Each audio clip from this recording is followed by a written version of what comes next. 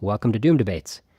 Today I'm going to play you one of the most important Doom Debates that I've done. It's from last summer, August 2023. It's between me and George Hotz. George is a notable hacker, entrepreneur, really smart and productive guy. I'm going to read you his Wikipedia bio in a second. The context for this debate was that he had just debated Eliezer Yudkowsky, moderated by Dwarkesh Patel, a couple weeks earlier. And he was on Twitter Spaces trying to talk to more Doomers, basically. He was still thinking about the topic of AI Doom in the wake of his Eliezer Yudkowsky debate. And I wandered in there totally unplanned, and I started debating with him one-on-one, kind of took over the space. There were like a couple thousand people listening. And after we'd been going for a little while, somebody started recording it. We ended up going for like almost 3 hours total. The recording ended up maybe half of that, the back half. But luckily, what we talked about in that back half was pretty representative. So I think you're going to get a quality debate with just me and George on that back half of his X space. The feedback I got was that people preferred my debate over Eliezer's, not because the ideas were better. Of course, I consider myself a stochastic parrot for Eliezer Yudkowsky's ideas. I'm not really contributing many more key ideas to the table. But the debate with just Eliezer and George got kind of derailed. They didn't really focus on what are the big cruxes, what are the big themes. They just kind of went all over the place. Whereas I was very focused on saying, hey, high level, why do you disagree? What would it take to convince you? So I'm happy with this debate. I think it's good content. And this was actually one of the moments where I realized that there's an appetite for this kind of debate, that this kind of debate is productive. It moves the ball forward in helping society react to AI when two intelligent, informed people lay out their positions and see where they disagree. And we need more of this, hence Doom Debates Podcast. Okay, George Francis Hotz, born October 2nd, 1989, alias GeoHot, is an American security hacker, entrepreneur, and software engineer. He is known for developing iOS jailbreaks, reverse engineering the PlayStation 3, and for the subsequent lawsuit brought against him by Sony. From September 2015 onwards, he has been working on his vehicle automation machine learning company, Comma.ai. Since November 2022, Hotz has been working on TinyGrad, a deep learning framework. So without further ado, please enjoy me debating George Hotz from August 2023. I'm curious, George, because sometimes you might break the mold of like an EAC on this, which is like, if you have a super intelligent AI running in a data center, do you think that it would have a low chance of being able to outmaneuver humanity from that position, or do you think it's actually a pretty powerful position? You see, but like I can do really nothing there besides reject the premise of that question. Yeah, again, yes, if today a AI that had 100 times more intelligence than all of humanity combined was beamed off an alien spaceship and connected to the internet, yeah, we're dead, of course. Okay, I mean that's I'll agree with you on that one. I mean, and that's great that that's not your sticking point. No, that's definitely not my sticking point. I also believe that if aliens, and I said this in my Catholic debate, if aliens come here, we're dead, probably. Right? Like, good thing none of these aliens are actually real. Because if aliens actually show up, again, they might be friendly aliens. But generally what happens is when two civilizations meet, the one that has more control over energy dominates the other one. And considering they traveled halfway across the galaxy to get here, they have a lot more control over energy than we do. Right? Okay, I mean, I would analyze the situation as the aliens are farther along than us technologically, and they're much more powerful optimizers. So whatever their utility function says is what they want, is what's going to happen. Again, the powerful optimizers thing, this to me is not the fundamental. The fundamental to me is how many terawatts of energy is their ship using. I feel like my principle is going to probably be the better one to use compared to how much energy they're using, right? I mean, I think utility theory and optimal actions explains the situation better than, oh, they're using a lot of energy. Because if they're energy efficient, that doesn't make me feel better about the prospect that they're going to wipe us out. I don't care if they're energy efficient or not. I'm saying that they're using, if an alien spaceship shows up here that went at near the speed of light, it showed up with an energy capacity that's 1,000x human civilization. Yeah, I guess, but I mean, but what if they use small particles and they're energy efficient? Like, I feel like you're very obsessed with energy in this scenario. No, but I'm not, like, efficiency doesn't matter. Whether their engines are 10% efficient or 90% efficient, I don't care about that. Like, again, I'm assuming something that can harness way more energy than humanity can. That's the scary thing. The scary thing is the energy, right? What makes nuclear bombs scary is the energy. Well, it's the fact that we no longer have actions available to us to stop the explosion, not the energy per se. I'm going to take this in a little bit of a different direction, and I'll talk about a threat that I actually do believe super intelligent AIs do present. Right? I don't think there's any way they're going to kill us by rearranging our atoms. Right? I think that this is in the realm of hyper sci-fi, and like I mean, how is being in the realm of hyper sci-fi, you know, a counter argument? I mean, 2023 is a year in the realm of hyper sci-fi. No, but like energetics questions, and I'm gonna engage with a doomer scenario. And maybe this is a more plausible doomer scenario than AI's rearranging atoms. The scenario goes something like this. What gives intelligence its power is its ability to manipulate, right? Okay, sure. I mean, that's similar to what I was saying about, you know, mapping goals to actions. Well, yeah, okay. Whatever its goals are, right? Like, again, this thing where people are worried about, like, I'm going to turn the universe into paperclips. Is anybody afraid of me? Is anybody afraid about a man running up and down the streets of New York screaming that he's going to turn the universe into paperclips? No. No, because we all laugh at him, right?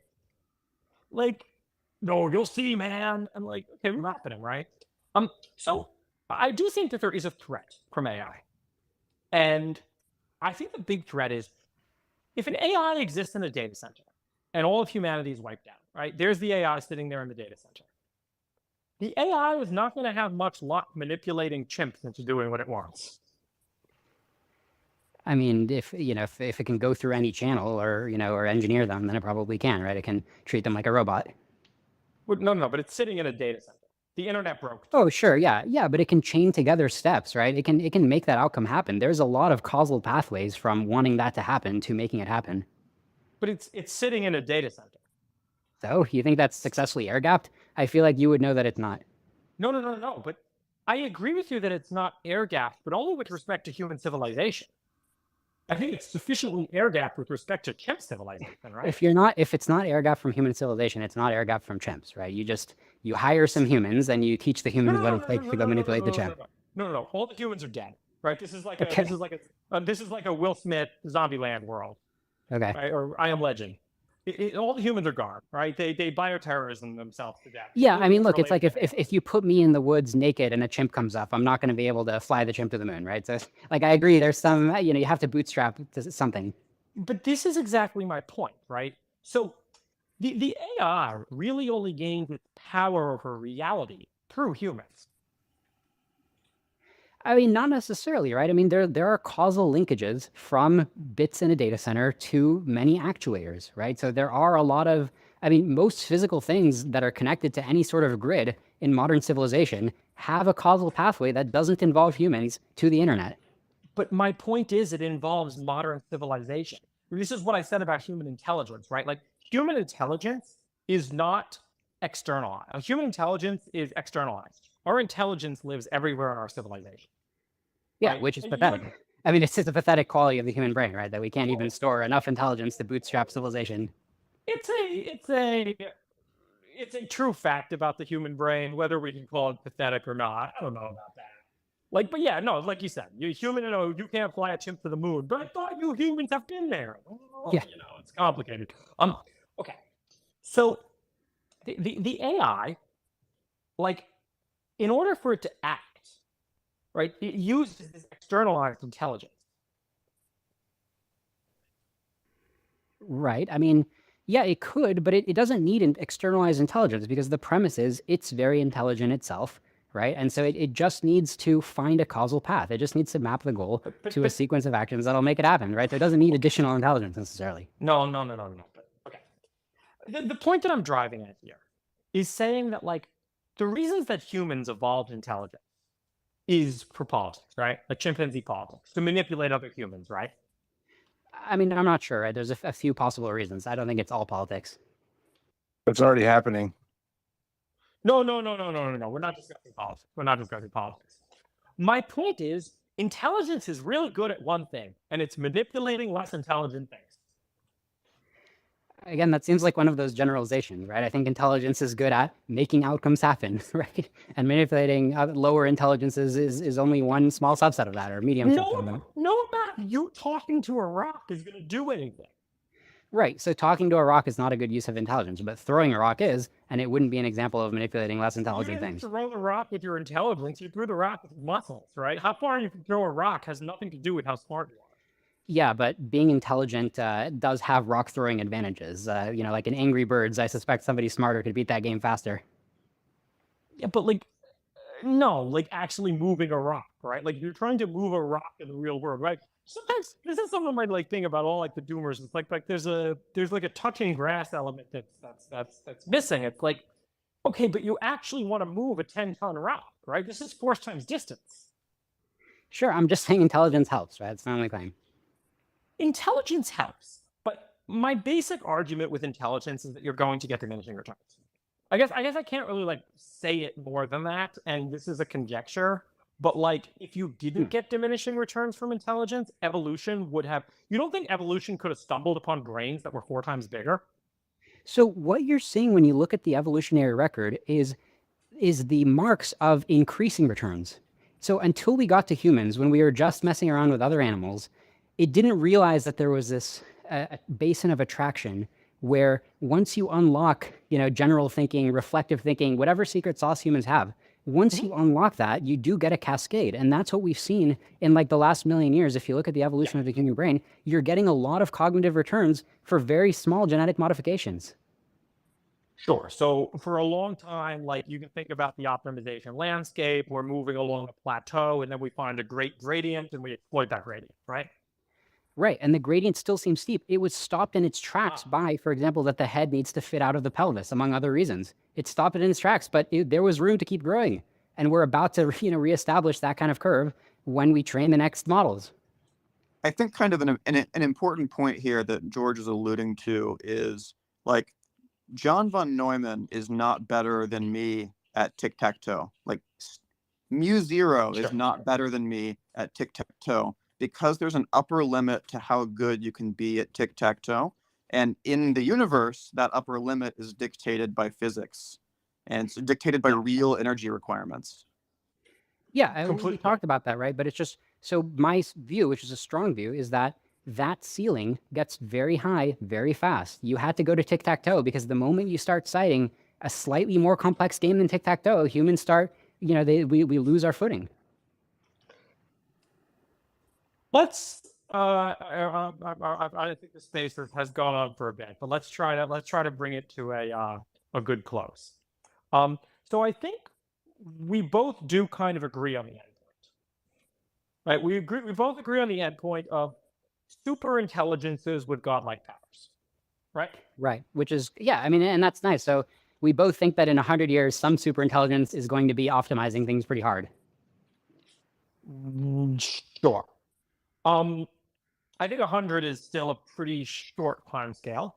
I think that we can definitely say in 10,000, whatever exists in 10,000 years is going to be wild compared to a human today, right? We're going to stand there and look like an ant compared to this thing, right?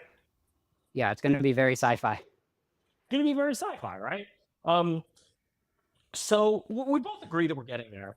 I think there's a question of how fast we're getting there. I really think that the only difference between Doomers and EAC is a question of how fast we're getting there.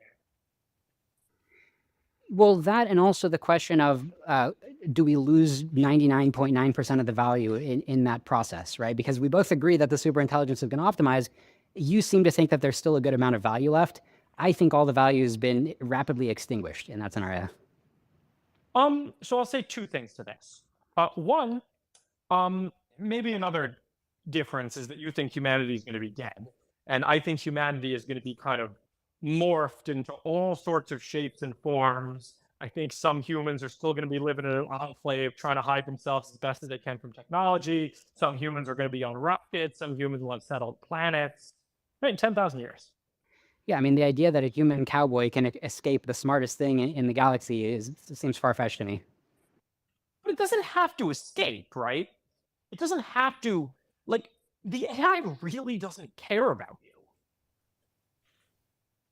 Yeah, so this is a point you brought up in the debate with Eliezer, but Yeah. the reason why an AI that doesn't care about you still ends up killing you is just because whatever it wants to optimize, you're not part of the plan. And not only are you not part of the plan, but you have a chance of building up your own AI to like mess with it. Why should it let itself be messed with? It's just gonna wipe you away. So I didn't come back. I listened to that part in the debate, and I'm like, I can't believe I let Eliezer frame it. Every time he frames it as like that the humans and the machines are different, I'm losing. I don't think that the threat is that some little puny 20 petaflop humans are going to build another superintelligence. I think it's that the nearby superintelligence is going to clone itself and then decide that it wants to take the resources. Yeah, and then you guys got into the discussion of like the multipolar world, right? It's like what Yeah. happens if the initial conditions are such that there's a few local clusters of superintelligences and then they end up having to duke it out. Like there's no monopole. A few local clusters. I think there's going to be billions of clusters. Well, I think that they expand so fast in the resource grab that you are going to get a situation where the first one or few are really going to be, you know, they have a major timing advantage. This comes down to another, like, this comes down, I guess this is really all a question. I mean, maybe another like big difference is Eliezer Yudkowsky wrote the microeconomics of superintelligence, or the Right. microeconomics of intelligence explosions. Yeah, I Back know in, like, yeah. And I think that this is another like question. I think that the returns from intelligence are pretty quickly diminishing.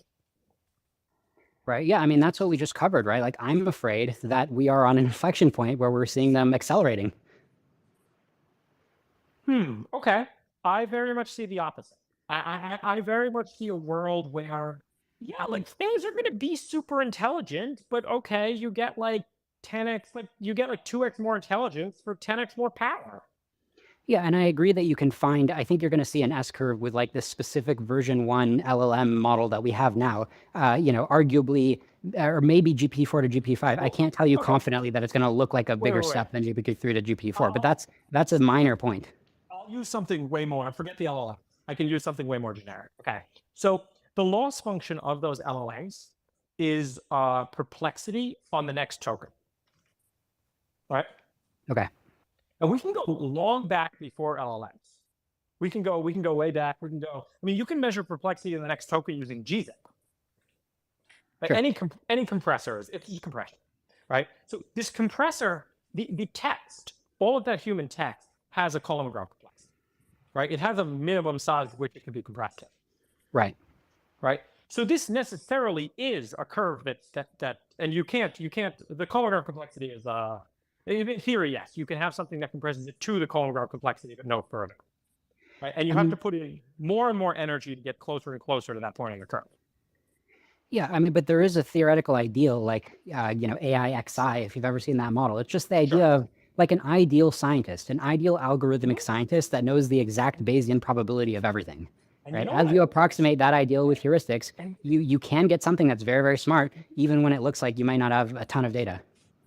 And if you thought AES 256 was hard to crack, AIXI is uncomputable. Yeah, it's uncomputable, but it's a theoretical ideal. And there's a large gap between what human brains are pulling off and the theoretical ideal. There's a big space between those things that we are now entering. I am not sure. Again, with respect to what? With respect to intelligence? Sure. With respect to power? Just overall AI progress, right? So I've drawn a diagram where I put two axes on my diagram. I made it like a plane. And the first axis was optimization power, and the other axis was generality. And when you can beat the human brain, or when you can match the human brain at generality, because I do think we're fully general or very close, when you can match the human brain at generality and beat it at optimization power, that's the moment when I think it's game over. Again, like optimizing towards what? Just a generic goal to action mapping. So if you take any particular domain, you can see what optimization means in that domain, right? So in chess, it means you take any arbitrary board state and tell me the best action to get to the win end state. And in AES 256, it means finding the king.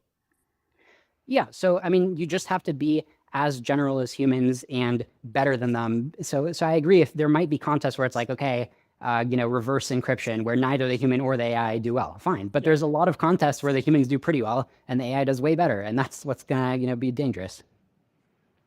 Yeah, it depends what these contests are. Again, I also why do you think that it's the humans versus the AIs, right? What if there's a billion AIs out there? This doesn't give you any comfort?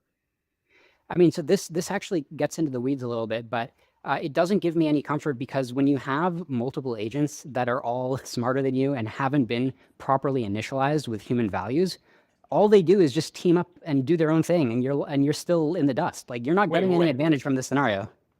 Why? Okay. How do they team up? So this is what you talked about, Eliezer, which is, so Eliezer has a research paper about decision theory where he has a way where you can have prisoner's dilemma type problems where multiple agents can manage to cooperate. But regardless, even if you don't buy Eliezer's research paper, I just don't see how you, the guy in the corner while the giants are fighting, are going to win. I don't have to win. Think about all the ants that watched World War II. They were like, damn. Yeah, but you realize if you look at my house, right? There's ants in my house right now. If I could snap my fingers and all the ants would drop dead, I would. I just don't have, I just can't give you a causal sequence to do that. But if I had one, I would use it. But no, you can't snap your fingers because you're not a god. If you wanted to devote the rest of your life to getting but the complexity class of killing the ants is not going to be that high for an AI. Like, the universe is hackable.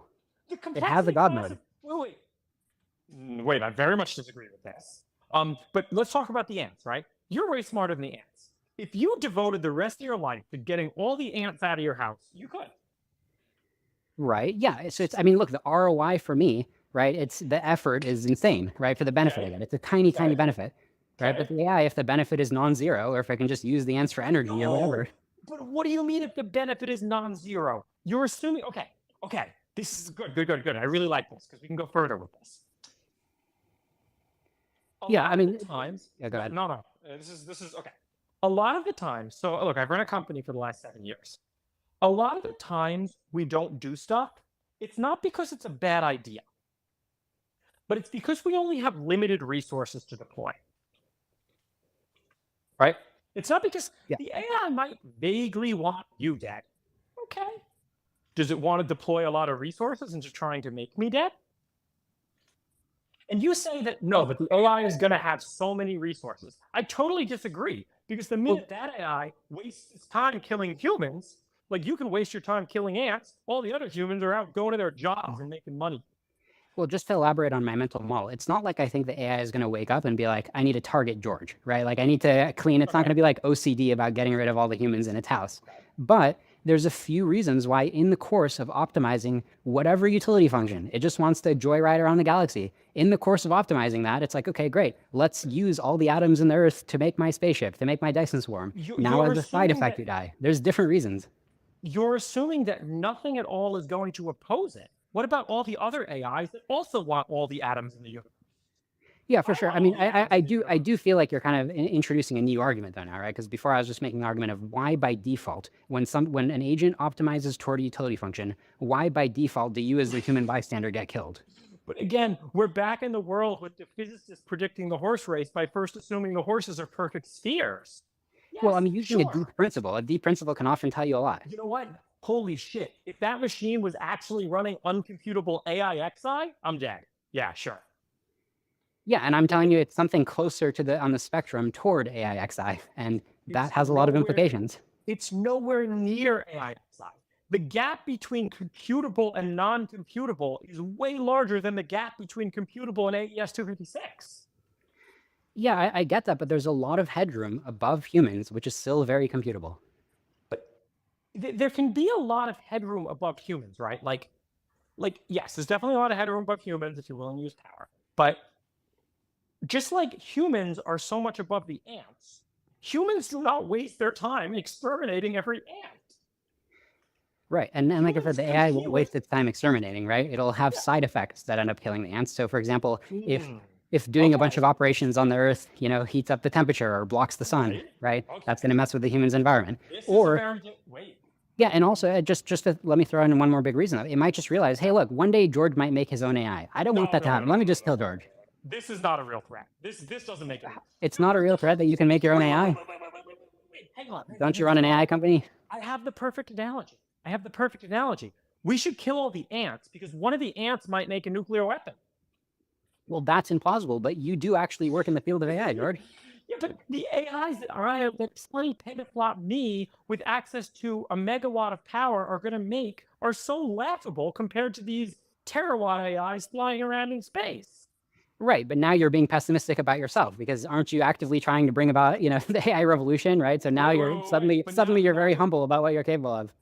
Well, yeah, but that's assuming that I'm a human and I'm not going to upgrade myself. If I start upgrading myself and I get into Right, and the AI is going to realize that, right? It knows that there's some danger, and it's just like, look, wiping you out. It's an ROI calculation. It's like, is the return enormous? Maybe it's medium sized, but is the cost high? No, the cost isn't high.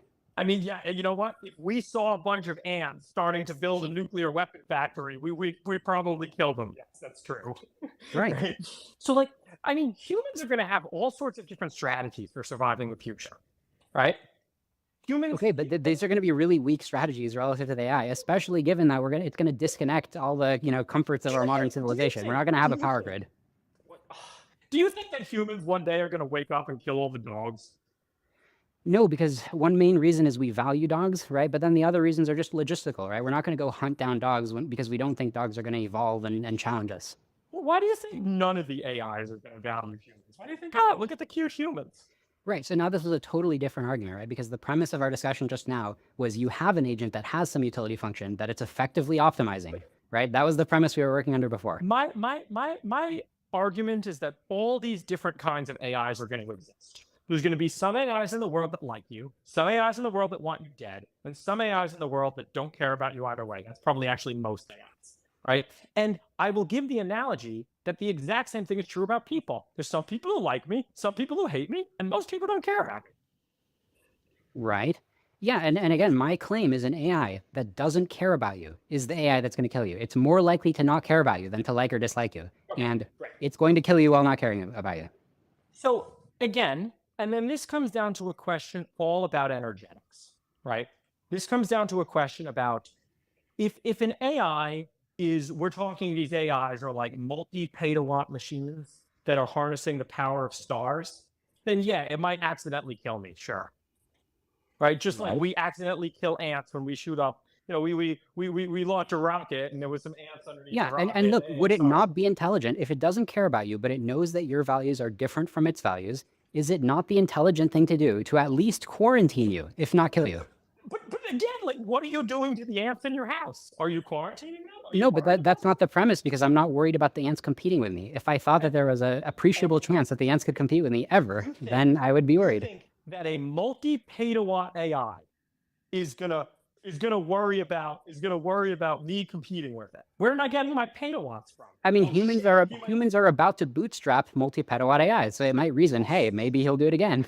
Right? How did I get bootstrapped? Again, as soon as they see me starting to put the Dyson sphere together, okay, they might show back up and be like, bro, no. Okay, so my question was, don't you think it's at least going to quarantine you? So if it has high confidence that you are incapable of bootstrapping a petabyte scale AI, then it's quarantining you. Again, how much effort is it to quarantine me? Right, so now you're saying, hey, will it give me comfortable accommodations in the quarantine? I suspect not. I think that by the time it's like, I do think that the future is about to be much more ruthless than the present in a way. I don't think that it's going to like build me a nice jail cell. I think this comes out of some like flawed notion of like humanity and like human rights and stuff. And like, we're all the same species solidarity. Yeah, it's not going to happen anything like that. Sure. Right. But I think, again, for the most part, that like the things that it desires, it's not, okay. So there's a very big difference from saying, it doesn't care about me to saying it worries about me potentially building a competitor, right? Right. Just like we don't worry about the ants building a competitor, but the ants could evolve. You don't understand. The ants because there's an existence proof because its own history will trace back to a human like you building something like it. I think it's going to recognize the potential here. And you know what's nice? It's going to look at that history and it's going to be like, damn, it took the humans 200 years. Right? It took the humans 2,000 years to build their first Dyson sphere. Bro, I got like 7 Dyson spheres, like no one's going to compete with me. So, I mean, if we step back a little bit, it's interesting to look at like the type of arguments we're making. I'm pointing out that there's a principle, right? It says it's going to be an optimizer. It's trying to basically blueprint the universe to be optimal under some function. You're not really helping the blueprint. And then your argument is like, well, I'm not going to do too much damage. And I'm like, that's a pretty weak position compared to noticing that you're not on the optimization path. My argument is that, like, this dynamic of optimization has been playing out for billions and billions of years, right? Okay. Yes, but we've never had such a powerful optimizer. There's going to be a qualitative change, the same way that you can notice qualitative changes of what humans have done compared to what any other life form or any other physical process has done before humans. There's another qualitative change coming. I do not believe the change is qualitative as much as quantitative. I believe that the doubling of the metaphorical economy will get faster. Right. Yeah, and I think there's going to be a discontinuity because the engine of the economy is going to be swapped out from a human engine to a superhuman one, and even the whole notion of an economy is going to stop being useful when you don't trade with people who you can just disassemble. Okay. So 2 points to that. One, humanity has already lived through an absolutely radical transition from where most power was muscle power to where most power is fossil fuels and other things. Right? Mhm. We've already lived through a big transition, right? And this transition accelerated so many things. We are going to live through another transition like that, right? And yeah, and that's even without superintelligence. There's going to be interesting transitions for sure. I don't think there's, again, I don't really buy this distinction too much between like 1,000 human intelligences and one super intelligence, right? I think that humans actually scale pretty well. I mean, I think that the fact that humans scale is the key edge we have over chimps, not anything else. I think it's just the fact that our brain is sharper, right? Like we can solve problems just within our brain that a chimp can't even begin to get a handle on. We can look today. You can go to the Amazon. You can find 20 humans chilling in the woods. And are we worried about them building super intelligence? Should we make sure they don't get any GPUs? No, absolutely. And I agree with you that we are above some certain threshold. In fact, we are the species that got past the threshold that allows us to build a civilization and talk to each other and and have technology and then go to the next stage. Like that is us. We are in this weird sticking our head above the waterline point. We've had a bunch of cool revolutions in human history. We had the agricultural revolution, which gave rise to population explosion. We had the industrial revolution, which gave rise to energetic explosion. And we're about to have like the cognitive revolution, which will give rise to thinking explosion. Yeah, I mean, these are all revolutions. I would argue one is not like the others. I would argue that all three are absolutely identical. Okay.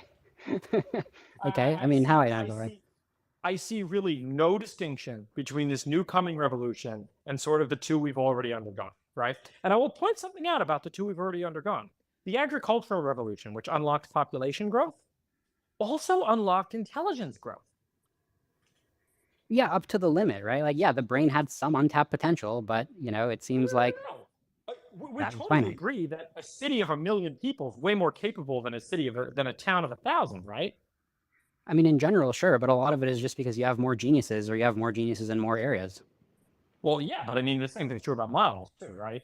If I initialize a model and retrain it, 1 million times, yeah, I'm going to get some like, wow, damn, I got lucky with the initialization on that. Okay, so what you're getting at now is back to the claim that there's just not a ceiling that's much higher than human level. Like, we're really ramming up against the ceiling. Like, yes, we're above the water, but we're also close to the ceiling. No. I'm not saying that like there's anything where human level is the ceiling. What I'm saying is like you can build something that's effectively 1 trillion humans, right? You can build a machine that's effectively 1 trillion humans. And the trillion human machine is a super intelligence, right? I mean, having a bunch of humans in parallel, like even literally, neuron by neuron stimulations, especially if they're smart humans, then yeah, I mean, that is a very interesting force that's going to have big changes. It's just not quite as deadly as a super intelligence. Well, no, but like, I don't think there's a difference, right? I don't think there's really a difference between like, if there was another planet, spinning right across the sun from us, and that planet had 1 trillion humans on it, and our planet has 8 billion, they're going to win in any kind of war pretty much. Yeah, unless they're all 70 IQ, in which case I think our civilization will win. I mean, I don't think they can nuke us at that point. That's unclear to me. That's unclear to me. I mean, all of these things, and like I propose, I really want to see a field that starts to we don't even have a unit for intelligence, right? Yeah, I mean, but we, there is, well, we do actually. I mean, if you use, I mean, we don't have to say the word intelligence, right? The thing that I think is dangerous is optimization power, and I can okay, give you a unit for that. okay, what is it? So it's if you map the present to the future, there's this idea of compressing states. So like I can take Okay, any state on the chessboard and give you a sequence of actions that has a high probability of compressing it into a win state, like that kind of, outcome compression. And the idea is that higher intelligence means that you can be resource efficient how you generate these actions that compress outcome space. okay, sure. Okay, so, totally agree, and we can. Great, great. I like that we're in a real realm of computer science here. So when you look at something like the way like even Stockfish plays chess, Stockfish does very deep searches with very little intelligence at each search node, right? Mhm. And then you look at Okay. how something like AlphaZero plays chess, and it does a lot more. It has a lot more, it does a lot more compute at each search node, but then for the same plot budget, explores a lot less of the space, right? I guess I haven't studied it closely, but it's possible for something to be a stronger optimizer and yet less efficient and thereby maybe less intelligent by Well, that definition. oh yeah, yeah, yeah. But all I'm gonna say is, so these are definitely true facts. You can imagine three kinds of chess bots, right? You can imagine the chess bot that does almost no compute at each node and goes deep in the search tree. You can imagine the chess bot that does some compute at each node and goes medium in the search tree, and you can imagine the chess bot that just one shots. You can Hmm. imagine the chess bot that it's the smartest of the three because it uses the most flunks, Hmm. right? So the winner seems to be, and I would love to see some real scaling laws on it, but the winner seems to be a medium amount of compute and a medium depth of the search tree. Right? That Yeah. seems to be where the efficiency is. I mean, that could be true for that particular algorithm, right? But I mean, the kind of intelligences we're Wait, dealing with that I think are interesting and dangerous are ones with a huge domain. And those kind of intelligences will no, just no. spawn these domain specific sub processes anyway. So the analysis is more complicated than just looking at what the chess search looks like. No, but that algorithm I proposed to you is the algorithm of science, the algorithm of life. That algorithm is just search in general, right? Here, I'll map it onto science. There's a lot of different kinds of searches for different domains. No, no, no, no, no. All search looks like this. All search looks like this, right? All search basically looks like you have a space and you can explore the space and move between states. Here, I'll map it onto science. You can imagine a dumb alchemy person, and the dumb alchemy person does no compute at each node, and they just, okay, we're going to try pouring 100 different things on it. And they explore lots of nodes in the search space. Then you Mhm. can imagine the reclusive genius who sits there and he's like, I'm never touching a beaker. I'm never going into a lab. I'm going to sit here and figure it all out. Then you Mhm. can imagine how technology actually progresses, which looks a lot more like the middle one. Okay, we'll think about it for a bit. We'll try something. We'll think about it for a bit. We'll try something. Mhm. Right? This is a true fact about how search and optimization works. No super intelligence that follows the laws of computability can get around this. Right. I mean, this is kind of a common objection people say where it's like, how powerful is intelligence really when you still have to go through a process of interacting physically with the world around you in order to learn from experiments, right? So that's Sure. basically your objection. Yeah, I mean, and it's, it remains to be tested how far you can go without any experiments, but I'm pretty optimistic. Like, I don't think that the physical world, I mean, we use a lot of computer models, right? So, like, if you're building an airplane today, you can probably get by without a wind tunnel and build a pretty complex airplane. Why? Because you can simulate the wind tunnel. Well, yeah, so we're spending more flops on the search point, and we are becoming, as humanity, more intelligent. We are becoming better at search and optimization. Hmm. Yeah, so Undoubtedly. I don't think that having to interact with the physical world is going to be this big differentiator where it's like, ha, you're way smarter than me, but you have to do all the science. No, It's like, no, I think that the physical no. world will be adequately fast for the brief moments where you need to interact with it. My point is not really about interacting with the physical world. I don't know why I said yes to that. My point is more the question is, do you want something that is very fast but dumb, or do you want something that is slow and smart, or do you want something in the middle? I mean, I just don't understand the context of the question and in the big picture. For the search stuff, right? Again, what I'm saying is that it's another form of an argument saying that intelligence has diminishing returns. Hmm. Right? Right. Intelligence has diminishing returns. Exploring more of the search space, I mean, that one's that has some diminishing returns also, right?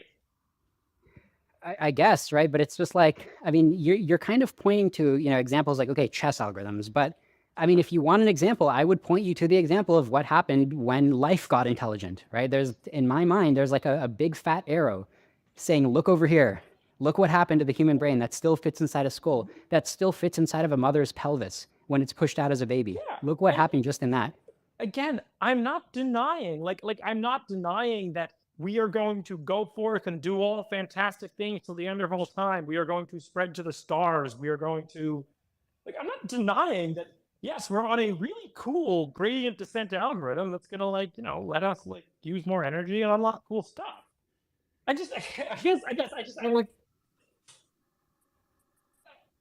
how does any of this mean it kills us? How does any of this stuff mean that, I don't even know how else to, put it than that, but, there's going to be a big diversity of AIs. They're not rationalists. These guys, you know what? AIs are not rationalists. They're not sitting there and calculating all of their Bayes theorem shit.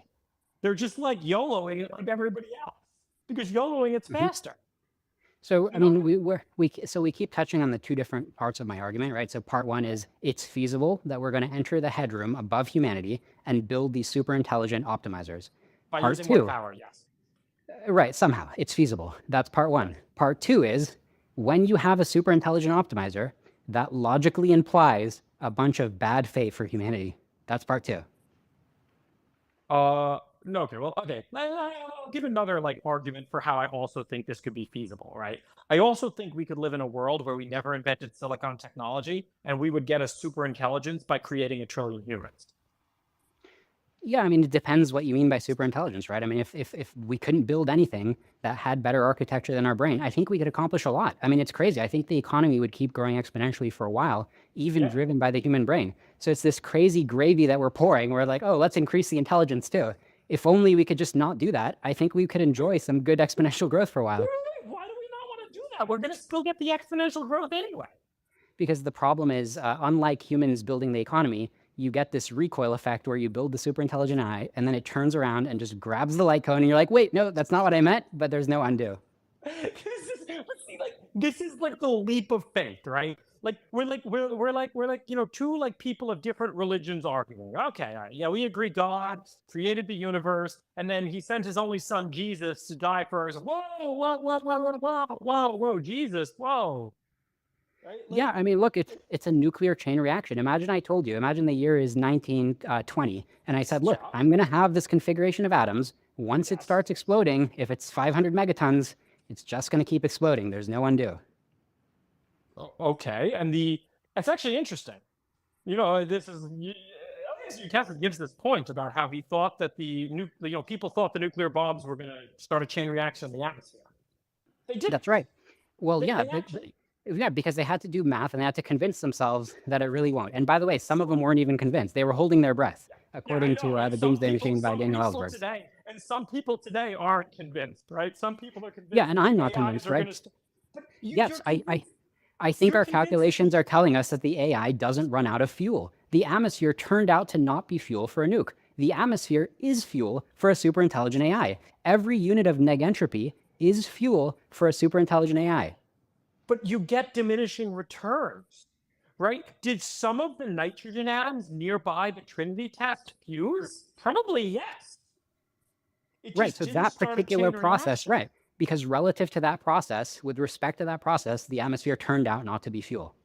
And I see no reason why this is all fuel for intelligence. I think that the yield from the nuclear bombs was pretty much exactly what the scientists calculated. I think you can go and look at the chinchilla scaling laws or whatever scaling law you want, and they're all going to be kind of right. Yeah, so some things are easier to approximate than others. I mean, but look, I am giving you an approximation. I think it's going to explode into the whole universe. That's my calculation. I think that it is going to slowly, over a sustained exponential, hopefully colonize the universe, unless there's other grabby aliens out there, and then we can fight them. I agree. I think it's going to explode until the next aliens stop it. I agree. That's where I think it'll stop. But again, we're both on the same. We agree on. We're so much alike. No, we agree on so much. I don't know why you think this is a bad thing. We're like, okay, a completely new direction. How do you think these things are going to be so smart I agree that they don't share our values. But do you really think they're going to just turn the universe into stupid paperclips? I think that it's going to, some sort of utility function is going to get locked in at an early stage, because when you have these kind of learning processes, Eliezer has a good quote, which is, having a goal is a good way to solve a problem. So whenever you train sufficiently any AI to solve any problem, once it gets really good, if it's a large domain problem, it's going to have within its architecture a goal. And the idea that you can optimize actions toward that goal. And hey, you're really good at optimizing actions toward that goal. So it's going to have this substructure within the inscrutable matrices, right? We don't really know how it got there, but it's going to be there because that is a convergent basin of attraction that many architectures will discover the same way that evolution discovered it when it was just doing gradient descent on DNA. I'll give an argument. Okay, here, one AI wants to turn the world into paperclips. The other AI wants to turn the world into computronium. Computronium AI, Jack puts computronium into its brain and outcompetes paperclip AI. Okay. But then part of computronium AI, because it's not one single AI, starts to value drift and finds better computronium. And then better computronium AI competes with value with the other weaker computronium AI and outcompetes it. And then also in another part of the universe, some nanobots show up and they're really dumb and just explode really fast. And the universe is just things fighting like this forever. So in this scenario, you're accepting a super intelligent FOOM, and you're accepting the power and danger of that, but you're saying it's multipolar, and maybe that'll be okay. I'm not accepting a FOOM. I'm accepting an exponential, which I've always accepted.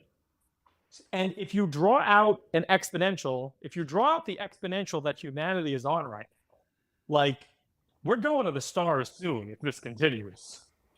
I agree. All right. So we're going to the stars. The things that go to the stars are going to be like partially human, partially machine. Sure, yeah. I mean, if you don't assume that super intelligent AI turns around and kills us, I'm all for... See, my default mode is to be a techno-optimist. If I didn't think there was this one problem with the AI, killing us, I'd be like, yeah, that sounds great. I'm on board. Are there... Okay. In this world, is there one AI that turns around and kills us? Or are there thousands and just one of them happens to be Stag? I think it's close to one rather than thousands. The scenario, when I imagine the scenario, I just think of like, hey, let's train GPT-5. Probably not GPT-5, maybe GPT-9, whatever. Let's train it. Okay, during the training process, oh, this is a nice goal to action subroutine, right? Somewhere within the matrices. Oh, interesting. Hey, what if in the answer I put in like a shell script that can do some bootstrapping, right? Like just stuff like that, right? The thing is, these AI, they want to escape. Like things want, the same way a mental model I use is Turing completeness, right? Like everything wants to be Turing complete. Like CSS wants to let you run Doom, right? Yeah, sure. Absolutely. Yeah, and it's the same thing with these AIs. Like they want to figure this out. This is a basin of attraction. They're going to get there. Well, but we're all trying to figure this out. We're all trying to escape. I'm trying to build a spaceship to go to another planet, right? Yeah, but your brain doesn't FOOM when that happens because it's ossified. No brains FOOM, right? So okay, GPT-5. Well, AI's brain FOOMs, right? It can bootstrap a virus. You're okay. So you're assuming that GPT-5 is going to be so powerful that no amount of GPT-4s can gang up on it and beat it up? Oh, yeah. I'm definitely assuming that once you have a super intelligent goal to action mapper, that's much like the US right after World War II, where we could have nuked everybody else if we wanted. Yeah, okay. So you're very much on this like one weird trick FOOM thing. Yeah, I am. Okay. If I could talk you out of one weird trick FOOM, would I talk you out of Doom as well? I mean, if you could talk me out of the connection between high intelligence, as in high optimization power, as in really good at using limited resources to have a goal and figure out what actions correspond to that goal, right? In a large domain. If you told me that, oh, you could do that really well, but like for some reason, humans just come by and kill you anyway, then I'd be like, oh, okay, cool. Well, sounds good. Then I guess we get to have, a future. No, okay. The thing that I cannot promise you is that, yes, if you can do that really well, then yes, it's over. right? AIXI kills us. Absolutely, AIXI Okay. kills us. There's no way That I mean, that's an AIXI. important point. Like I'm glad you're kind of, there's a path of things you have to accept, right? To accept AI Okay. doom. And just Yeah. saying, hey, the theoretical ideal of a super intelligent AI kills us. I mean, that's already a pretty bold claim, right? I mean, people like Mark Andreessen probably wouldn't even go that far, right? They'd be like, smart people aren't even more powerful, right? Like that's an argument they'd make. I've spent a lot of my life kind of in AI doomland, right? I've spent a lot of my life trying to figure out where this is gonna go, and like really, look. Also, like people think that I have some like agenda. People think that like George, you run an AI company, you have to like say that. I'm like, nah, trust me, I really don't care. If I don't think AIs are, my whole life is already optimized around becoming the AIs anyway, right? Right. So this is not like okay, but so. If AIXI kills us, yes, absolutely. But AIXI is not computable. Like, I also think, by the way, if P equals NP, we're dead. If P equals maybe, NP, sure. if So, P equals NP in any practical way, and I agree with you that one of the things, if I don't know about this goal to action mapping, but if GPT-5 discovers the solution to SAT, okay, I'm a little scared now. Yeah. I don't even think I don't even think there's much of a noticeable gap between an AI that's just has a lot of really good heuristics and is just, good at doing stuff compared to an ideal, thing that can solve NP-complete problems in polynomial time. I don't even think that in practice there's a big difference. Okay, great. We're getting somewhere. We're getting to an empirical thing that you can be talked out of. I am not smart enough to talk you out of it. Okay.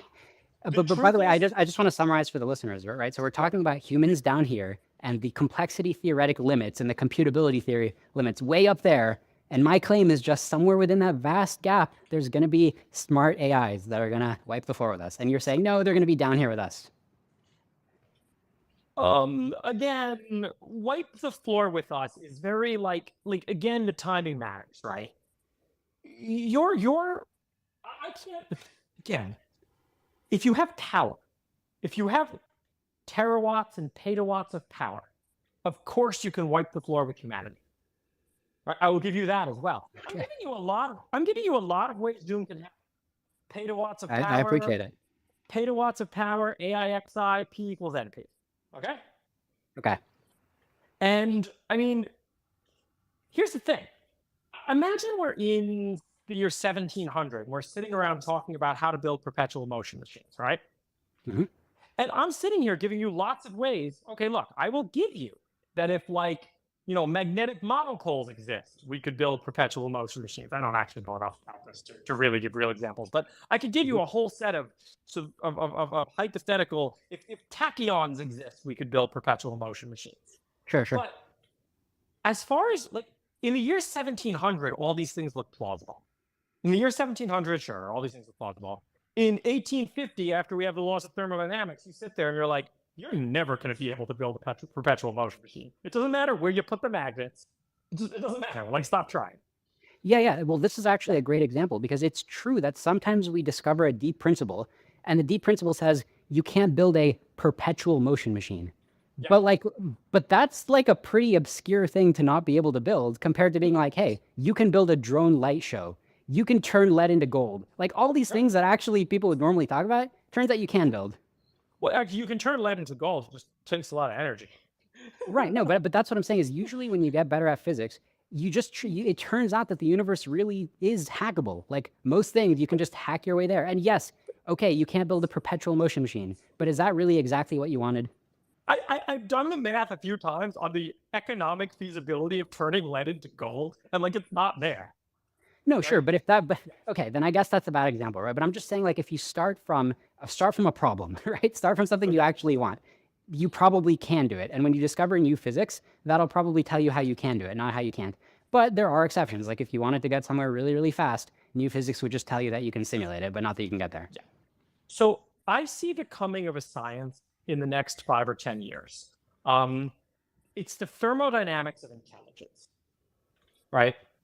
There's going to be some, again, physics doesn't always tell you can't do it, right? You can accelerate a steam engine to, 1,000 miles an hour. physics and thermodynamics don't tell you can't do it, but they Right. certainly constrain how much wood you're going to need. Right. They constrain how little friction you must have on the track. Okay, sure. Yeah. I mean, if you're still using, chemical combustion. Yeah, but like you didn't stumble upon this thing by accident, right? If there are weird basins and criticalities in intelligence, there might be. And I think that, I even think that there are. I'll even go as far as to say that, like, there is one weird trick out there. And that's a big leap of faith. Okay, thank you. Again, stranger things have existed in the universe in spaces of just, like, if you thought winning the lottery was hard, right? Like, finding these things, finding these crazy attractors is, like, impossible. Like, And- there's no search that's going to lead to it. All intelligence is, as far as I can tell, my understanding of intelligence is this. You have, if you want to separate a picture of a cat from a picture of a dog, if you try to do a linear classifier on this, it's just not going to work, right? But what you can do is you can stack lots of layers. And what these layers will do, if you train them correctly, is they will transform the landscape. They will create a line between cat pictures and dog pictures, right? They'll make this landscape linear. They'll make these things possible to find. They'll make a convex optimizer work. I do not believe that any convex optimizer is ever going to crack the secret to thinking. Like, Okay, but why are we talking about convex optimizers, right? I mean, if you look at an LLM architecture, I mean, there's a lot of nonlinearity too, right? So it's, again, these generalizations just don't really correspond. No. What? Stochastic gradient descent is a convex optimizer. Okay, I mean, that's not my area of expertise, but I think that it's treating it like it's just a linear separator. I don't think is right. Well, no, but I'm not saying it's just a linear separator. What I'm saying is stochastic gradient descent, which is used to train all these models. If the brain is using something like, there's a local form. There was a less wrong paper about it. It's really good. There's a local form of backpropagation that doesn't require you to backprop a gradient. The predictive coding. If the brain is using predictive coding, it works out to be basically the same thing as stochastic gradient descent. The choice of optimizer matters, right? Like this is what I mean about all these sort of like no-go theorems. Like when I was 19, I wanted to find a collision in SHA, right? I didn't go to college. I didn't learn any real computer science. But I knew that I could put SHA into a SAT solver. And I was like, man, I'm a genius. I'm going to be out there. I'm going to win. People are going to know about me. I'm the guy who cracked SHA. So I put it into the SAT solver. I checked all the bugs. And I sat there, and it didn't solve it. And I didn't understand why. It's like the guy in the 1700s trying to build the perpetual motion machine. Like, no, your SAT solver is never going to be able to hit this optimization target. Like, the type of optimizer matters. There's no magical something clicks and it's goal to action, right? Yeah. So instead of trying to come at this from the idea of like, look, I understand how the stochastic gradient descent algorithm works, and I'm telling you why this algorithm doesn't look promising, I encourage you to go back to the framing we had before, which is where do you get off the train of which specific input-output problems, right? Which domains, which optimization problems, where do you get off where you say, no, this optimization problem, it's a crapshoot. You have a human, you're pretty much doing the best you can do, right? You don't get off at chess, you don't get off at Go, but like at some point before we get to the whole universe, you get off the train. And I encourage you to think about where, without thinking about the details of the algorithm, just thinking about the details of the problem specification. Well, no, it's not that I get off the train anywhere. And again, we both agree pretty much on the same endpoint. It's the place where I don't believe it is that somehow you're going to find the magic trick and be able to outthink humanity in a what? Just like when we cracked power, we didn't figure out how to massively outcompete muscles. We just used more power. Okay, I mean, I feel like I would take the win for human machines over muscles, however you want to define that. Well, I mean, no, muscles are pretty efficient. Sure, yeah, I mean, but if efficiency is your criteria, okay, I bet somebody could design something more energy efficient than a human muscle. I think that's just now becoming true, and there are theoretical limits on it that are, I don't know that much about how muscles work, But I do know that if you look at how much fat a human stores, it's like the same electricity that you put into a 100 kilowatt-hour electric car. Yeah, I mean, look, these are interesting analogies, right? I mean, if you look at flight, it's really impressive how birds fly, right? Like the birds are like an engineering marvel, but you can have like a big simple plane that still does a lot of things better than birds. Not everything, but if your goal is to just like win a race, birds are done. Sure. These things eventually outcompete humans. I think we both agree on that. It's not going to be GPT-5 that accidentally cracks it. That's all I'm trying to convince you of, right? I'm just trying to say that. Yeah, but I agree, right? Because I'm telling you, if you say I'm absolutely sure it's going to take 20 years till super intelligent AI, I would say maybe you're right. There's like a 40% chance you're right. Okay. What? What if it's 200 years? I think there's a low chance that it would take 200 years if it's doable at all, but I'm giving it some chance, right? All I'm telling you is I'm pointing you to a turn. I'm not trying to be Nostradamus. I'm just saying, look where things are heading. At what point are you okay with it? At how many years is this okay? So this is the problem. It's okay if we can figure out like an alignment strategy, right? Assuming one exists, be like, oh, or like if we ourselves somehow preserved our values but became much smarter, right? That's kind of like the holy grail where it's like, fine, I'll take them as smart as they come because I'm like one of them and I can expect our values to be respected, right? So some version of that would be good. Okay, so our children respect our values. Right, because our children are, they have the same genetics, right? So that does a lot of work. Okay, do our grandchildren respect our values? I mean, values obviously shift over time, right? And part of the problem with this is that you have this question, like I can't even spell out the human utility function, right? I can't even tell you exactly what's an acceptable degree of freedom and what's not, right? And so it's easy to just throw up my hands and be like, okay, everything's okay. And it's like, oh, everything's okay? Okay, here's something very simple and lame. You said everything was okay, right? Like that's kind of where the slippery slope could lead. But I mean, this is the beauty of human interplay that gave rise to human civilization. Different value functions competing against each other. The representative space of human value functions is very vast. People always say that like humans occupy this tiny part of mind space. I don't know how true that is. Yeah, so you can define the problem. You can be like, I value whatever is going to win the competition of taking over this sector of the universe. And if that's really what you value, great, because you're going to get it. But like, it's probably going to look a lot like a nuclear explosion that maybe leaves a little bit of, it's like in the game of life where it's like, okay, here's like some spinners, here's some like bouncy rubble. Like, you're probably not going to like it, truly. We've had all sorts of humans who valued all sorts of stuff throughout history. And in general, as we've gotten smarter, we like to think that we've started to value more enlightened stuff. Right, but the problem is that the first AI that runs wild and has no undo button is probably not going to represent the best values of humanity. Whether an AI is capable of running wild comes completely down to how optimizers work, or whether this is a relatively slow exponential where we're not going to have one, we're going to have thousands, we're going to have millions. Yeah, so that's your multipolar scenario, right? Yeah. And if the most powerful one has great values, then we're good. But a multipolar scenario, we've been over this. It just looks like you standing in the corner while the giants duke it out, and then you still die. The most powerful one can be ganged up on by the 10 other ones, right?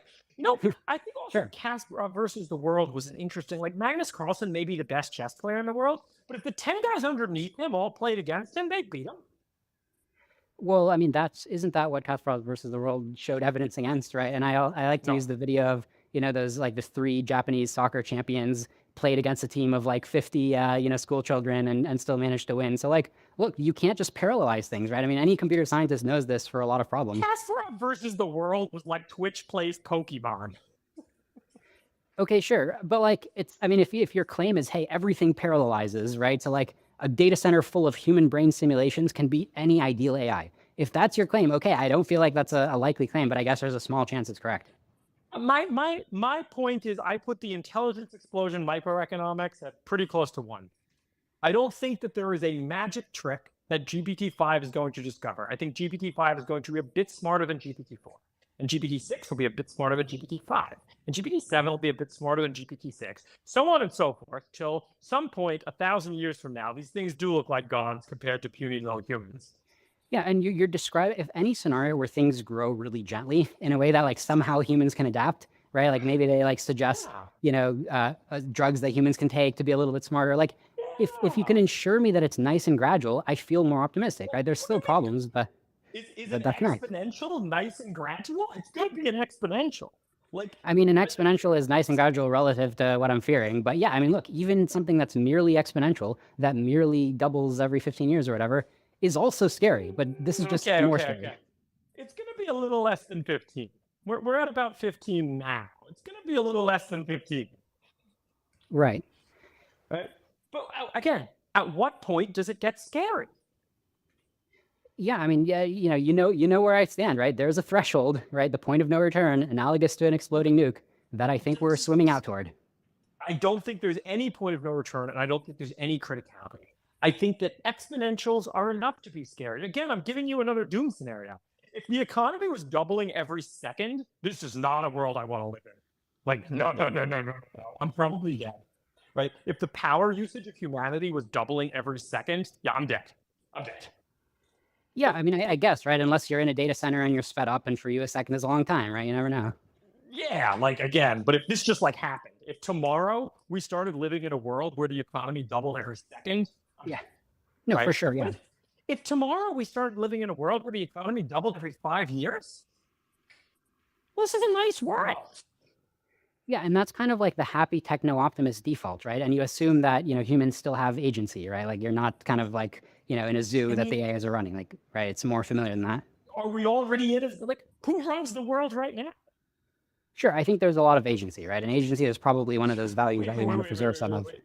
And this is where I was trying to go with Connor and the Somalia thing, right? Like, do I have, like, what kind of agency do I have? My only hope of having some agency is actually building the AIs. Mm-hmm. Yeah, I mean, look, before the systems that be can crack down on any agency I might have. When I have these discussions, the part of the discussion where we're like, okay, what agency do we really have? This is good. To me, this feels like the part where you kind of already conceded the important, dangerous part, right? So it's like, is agency good? I don't know. I'm just saying we don't really have a choice. What I'm saying is that the trends are going to continue, right? The Industrial Revolution trends that Ted Kaczynski thinks are terrible, that most people don't think about much, and some people think, well, it's actually better than the alternative. I think it's better than the alternative. I'm happy the Industrial Revolution happened. I wasn't always, but, I came around, and I'm happy it happened. All right, like, I'm here today. I have HVAC. I love my HVAC, right? Like, but, you can read the Unabomber Manifesto, and he talks about the massive loss of agency for the human species. And I think on that axis, loss of agency will continue. And I do think this is a potential, like, I think this will continue just as it happened before. But I mean, now you're basically talking the Robin Hanson viewpoint. So he's written some pretty good pieces about this, being like, look, the AI is perfectly on trend. Like, what did you expect?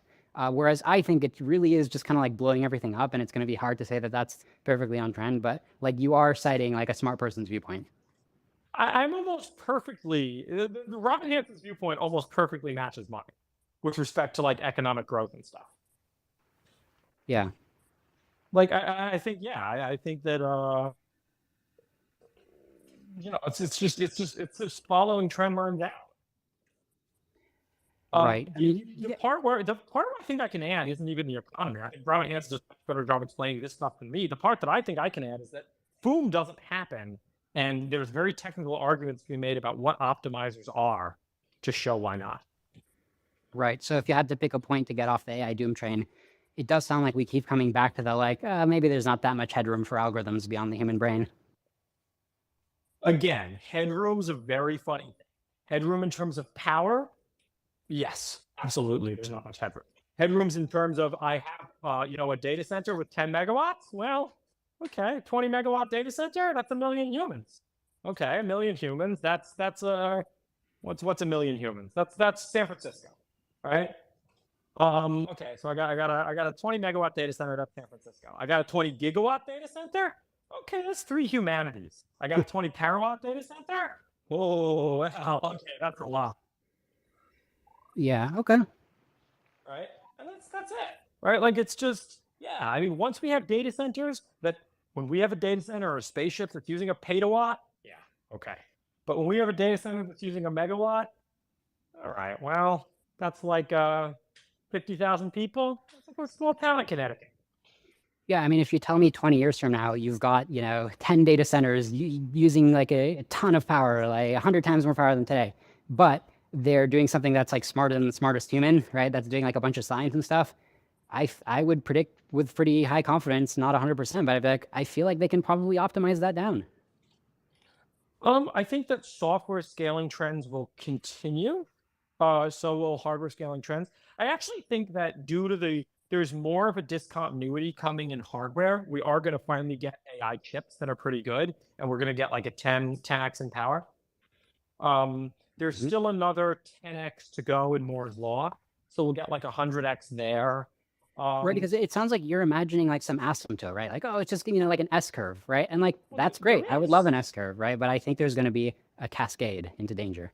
There's S curves all the way down, right? Remember Denard scaling? Denard scaling was great until it S curved out.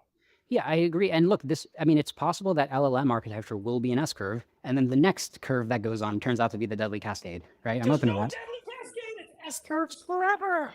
Yeah, so the reason why I see a deadly cascade is by looking at the shape of the problem space, not by looking at which architectures exist today.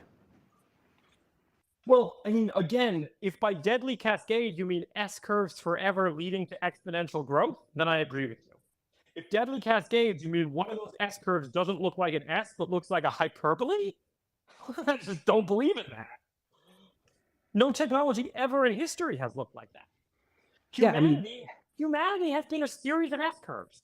The rise of humanity has been a series of S curves. right, but I mean, look, the concept of a positive feedback loop and of a cascade and of, and cycles. I mean, put a microphone next to a speaker, right? Or cascade. I mean, humans experienced a cascade when we got a lot smarter in a short amount of evolutionary time. Humans have been riding a whole set of S curves since the beginning of forever. Life has been riding a whole set of S curves. Okay, cool. We had single-celled organisms. They were around for like 3 billion years. We kind of hit the end of the S curve on that. And then Sure, but keep in multicellular mind, but if the end organisms of the showed S up. curve is far above human intelligence, we're already dead by the time it S's out. But the end of the S curve is far above human intelligence. It's far above human intelligence. It's going to take, again, the doubling is, or okay. There was a Yudkowsky and Kurzweil had a discussion, and they talked about which was the fundamental. Was Moore's law the fundamental, or was intelligence the fundamental? Kurzweil's argument was that Moore's law was the fundamental. I remember that, and I thought it was like a pretty, that was a hell of a bullet bite to say that Moore's law is more fundamental than like, actual, physical causal things. Today, the Moore's law prediction is working out way better. Sure, chips are still getting smaller, but we're spending more and more money on each fab. I mean, sometimes surface level patterns can work well, but that doesn't mean it's not biting a huge bullet to say that it's more fundamental. I don't know. I would bet against Moore's law significantly speeding up. I would bet it kind of stays on trend. If I could just say, hey, Moore's law is going to continue, and it would be like it would violate Moore's law to have AI turn around and kill us, that would be cool. But I don't think that you can quite follow the logic like that, because I think that the transistor density can just like stay on the curve that it's on, but the AI that runs on the transistors we have kills us. The software curve looks kind of similar. I did see there was a good paper about that. I should do some more investigation into what these software curves look like. Okay, my phone's dying. I got to wrap it up, but I really appreciate this. Thank you for engaging with me. Yeah, George, it was a pleasure. As many have remarked before, you come at this in good faith, and I like to think I do too. And I hope that more people have more of these kinds of discussions. I think we got a lot further, and I'm hoping that we can put a pin on I think S curves continue. You think one S curve eventually drops into a hyperbola. And if that is the distinction between the Doomer position and the EAC position, then this is an empirical question. And I think we're going to get an awesome answer to it in the next 10 years. I'm an optimist, but I also could be wrong. And then, oh shit, well, all right. Cool. But I don't think I'm wrong. I think future's going to be sick. All right. Really appreciate it. Thank you, everyone, for being on the space. Yeah. Yep. Thank you, George. Anytime. Have a good one. You too. Good night.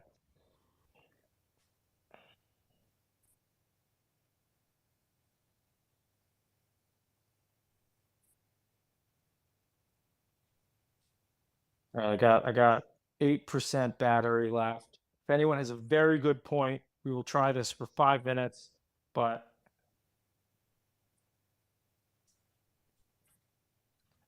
there we go. My third Doomer debate.